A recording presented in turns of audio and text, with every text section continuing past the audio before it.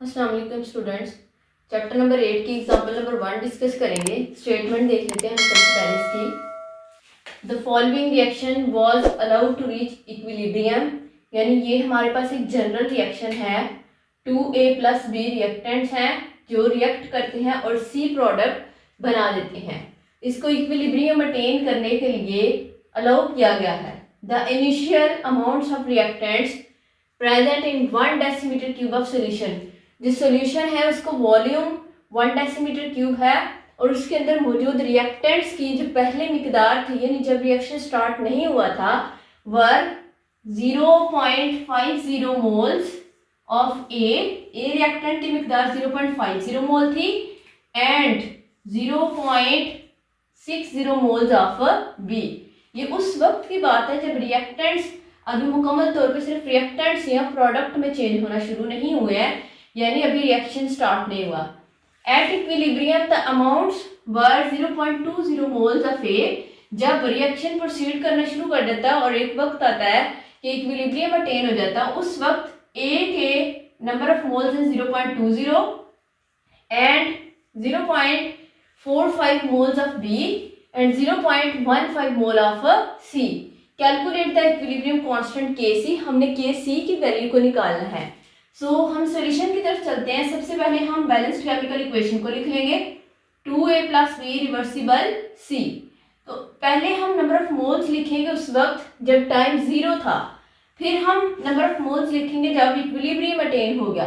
तो हमने देखा कि इनिशियल कंसंट्रेशन A की कितनी थी, 0.50 मोल, तो हम A के नीचे लिख देंगे 0.50 और B की कंसंट्रेशन थी 0.60, तो B के नीचे लिख देंगे 0.60।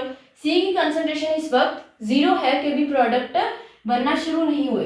एक वक्त आता है जब इस रिवर्सिबल रिएक्शन के अंदर ये जो हमारे पास रिएक्शन होगा इसके अंदर इक्विलिब्रियम अटेन हो जाता है और C के 0.15 मोल्स बन जाते हैं।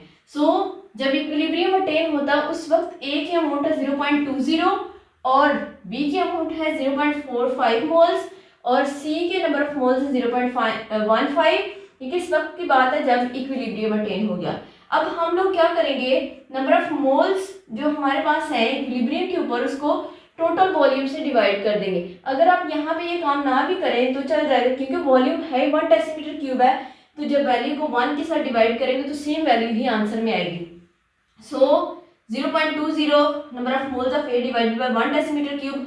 ऑन बी के मोल्स को डिवाइड करेंगे, सी के मोल्स को डिवाइड करेंगे इक्विलिब्रियम कंसंट्रेशन अटेन करने के लिए, तो हमारे पास सेम वैल्यू आएगी, क्योंकि 1 से डिवाइड कर रहे हैं तो आंसर सेम ही आएगा। 0.20 मोल पर डेसीमीटर क्यूब। ए के नंबर ऑफ मोल्स हैं इक्विलिब्रियम में 0.45 moles per decimetre cube. B के नंबर ऑफ मोल्स हैं 0.15 mole per decimetre cube. Per decimetre cube अब हमने निकाला है वॉल्यूम के साथ डिवाइड करके, तो ये C की कंसंट्रेशन आएगी। हमने निकालना क्या, फाइंड क्या करना है, Kc की वैल्यू को। तो Kc का फॉर्मूला होता है प्रोडक्ट की मोलर कंसंट्रेशन ओवर रिएक्टेंट्स की मोलर कंसंट्रेशन। तो Kc बराबर हो जाएगा C concentration of C over concentration of A square into B square. क्यों लिखा है, क्योंकि अगर हम रिएक्टेंट में देखें तो इसके 2 मोल्स इस्तेमाल हो रहे हैं, इस वजह से स्क्वायर आ गया। अब हम वैल्यूज को पुट करेंगे तो Kc बराबर हो जाएगा, C के नंबर ऑफ मोल्स आए हैं 0.15 मोल पर डेसीमीटर क्यूब। यहाँ से ले लीजिए, आप ना भी करेंगे इसमें तब भी आपको कोई मसला नहीं होगा, आपके नंबर पूरे आएंगे।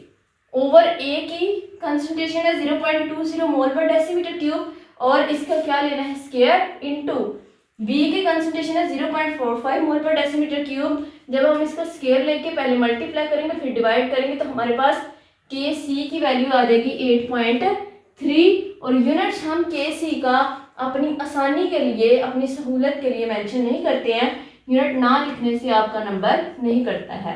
ये एग्जांपल नंबर 1 थी चैप्टर नंबर 8 की।